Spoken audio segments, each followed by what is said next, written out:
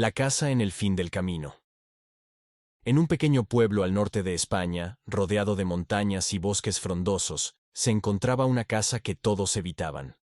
La llamaban la casa en el fin del camino, un lugar envuelto en leyendas y susurros que advertían a cualquiera que se atreviera a acercarse. Ninguno de los lugareños recordaba exactamente cuándo había sido abandonada, pero todos coincidían en una cosa. Algo siniestro habitaba allí.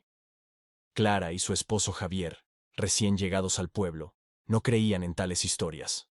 La casa, aunque en ruinas, tenía un precio irrisorio, y la compraron con la intención de renovarla y convertirla en su hogar. Los viejos del lugar los miraban con preocupación, susurrando advertencias que Clara y Javier desestimaban como supersticiones de ancianos. Una fría tarde de otoño, la pareja se mudó a la casa. La primera noche fue tranquila, pero desde el momento en que apagaron las luces, Clara comenzó a sentir una inquietante presencia. Al principio, creyó que su mente le jugaba una mala pasada, debido a las historias que había escuchado. Sin embargo, al caer la segunda noche, la sensación de ser observada se hizo más intensa. Javier, siempre pragmático, atribuía todo a la estructura vieja de la casa, el crujir de las tablas, el silbido del viento a través de las ventanas rotas. Pero Clara no podía deshacerse de la sensación de que algo andaba mal. Una noche, mientras leía en la sala, escuchó un susurro débil, casi imperceptible, que parecía venir del piso de arriba. Javier, ¿escuchaste eso?, preguntó, con el corazón acelerado. No escuché nada, Clara. Debe ser el viento. Relájate, respondió él, sin levantar la vista de su libro. Clara decidió investigar. Subió las escaleras lentamente, con cada peldaño rechinando bajo sus pies. Al llegar al final del pasillo, vio una puerta que no recordaba haber visto antes. Estaba entreabierta, y una luz tenue se filtraba por la rendija. Al empujar la puerta, la luz desapareció, dejándola en la más absoluta oscuridad. Encendió la linterna de su móvil y vio una habitación vacía, con paredes cubiertas de moho y un viejo espejo en la esquina. Clara se acercó al espejo, y al mirarse, sintió un escalofrío recorrer su cuerpo. En el reflejo, una figura se desvaneció rápidamente detrás de ella.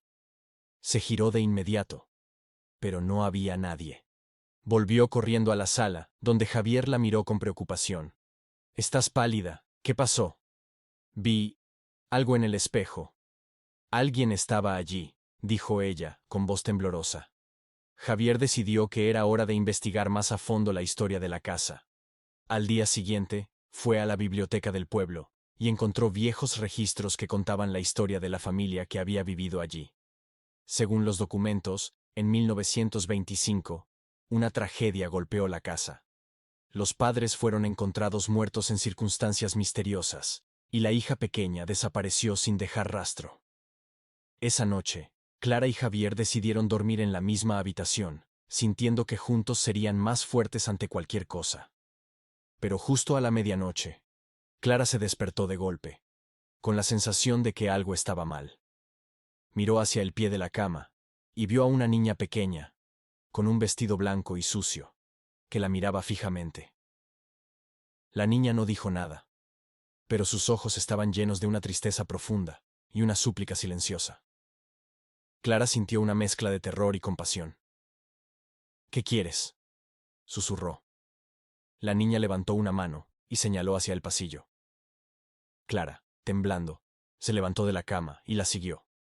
Javier, profundamente dormido, no se dio cuenta de nada. La niña la guió hasta la misma habitación del espejo. Al entrar, la puerta se cerró de golpe detrás de ella.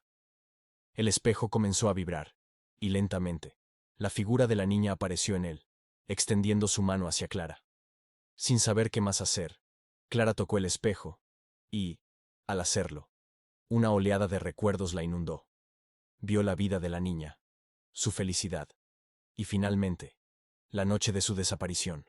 Un hombre, un desconocido, había entrado en la casa y se había llevado a la niña, matando a sus padres en el proceso.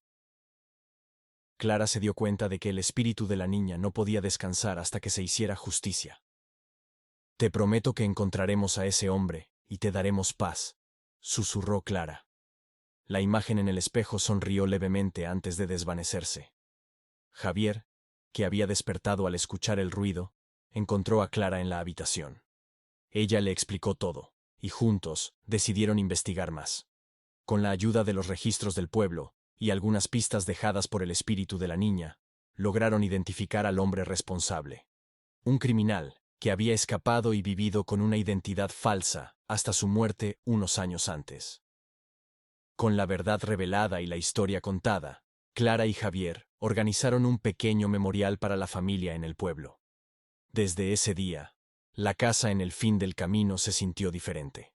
La presencia inquietante desapareció, y la casa comenzó a sentir como un hogar.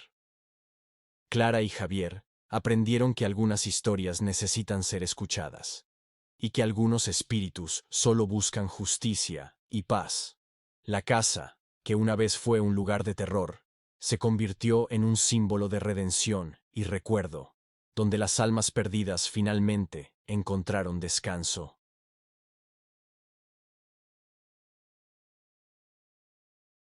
La casa en la colina había estado vacía por años, con sus ventanas rotas y su tejado cubierto de musgo. Para los habitantes del pequeño pueblo, aquella casa siempre había sido un lugar de misterio y miedo, un lugar al que nadie se atrevía a acercarse, especialmente después del ocaso. Pero un día, la familia Mendoza, recién llegada de la ciudad, decidió comprarla a un precio irrisorio. Para ellos, era una oportunidad de comenzar de nuevo, lejos del bullicio urbano. Los primeros días en la casa fueron tranquilos. Miguel y Clara, junto a sus dos hijos, Andrea y Luis, se dedicaron a limpiar y arreglar la vivienda. A medida que limpiaban, encontraban objetos antiguos que parecían contar historias de otros tiempos. Un viejo reloj de péndulo que ya no funcionaba, fotos sepia de personas de rostro serio, y un tablero de ouija escondido en el desván, cubierto de polvo. Una noche, después de una cena en familia, Andrea sugirió que jugaran con el tablero.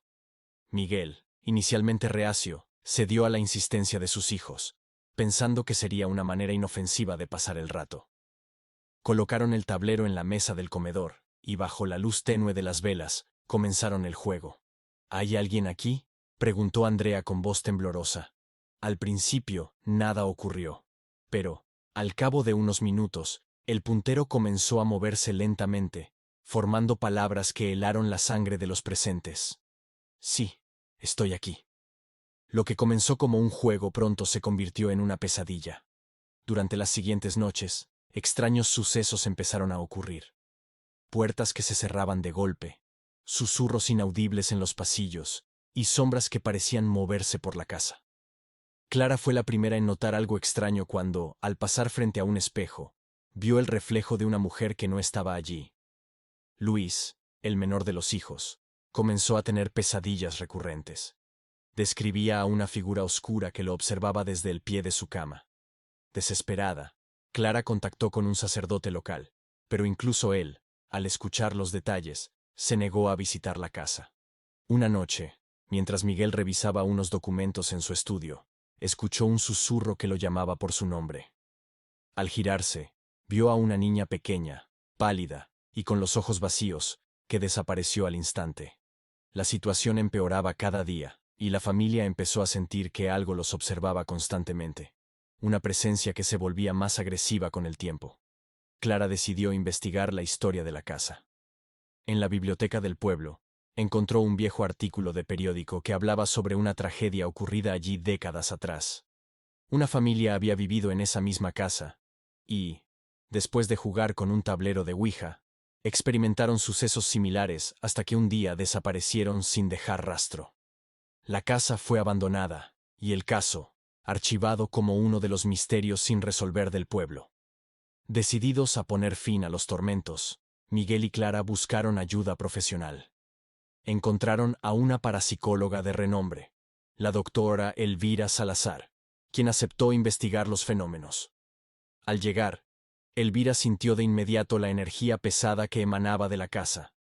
Realizó varios rituales, y concluyó que un espíritu maligno, atraído por el uso del tablero de ouija, estaba atrapado allí. Elvira decidió realizar una sesión de limpieza espiritual. Colocó velas y símbolos protectores alrededor de la casa y comenzó a recitar antiguas oraciones. La atmósfera se volvió densa y la temperatura bajó drásticamente. De repente, un grito desgarrador resonó por toda la casa y las velas se apagaron de golpe. La familia, aterrorizada, se reunió en la sala mientras Elvira continuaba con el ritual. Las paredes comenzaron a temblar y se escucharon golpes fuertes, como si algo intentara salir. Finalmente, después de lo que pareció una eternidad, la casa se calmó. Elvira, agotada, explicó que había logrado debilitar al espíritu, pero que éste seguía presente. Recomendó a la familia que abandonara la casa de inmediato y no regresara nunca. Los Mendoza, sin pensarlo dos veces, empaquetaron lo poco que tenían y se marcharon esa misma noche. La casa en la colina quedó nuevamente vacía, sus secretos y horrores, una vez más, encerrados en sus oscuros rincones.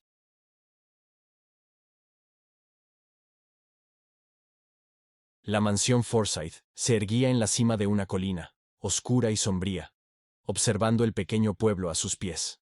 Por generaciones, había sido objeto de rumores y leyendas.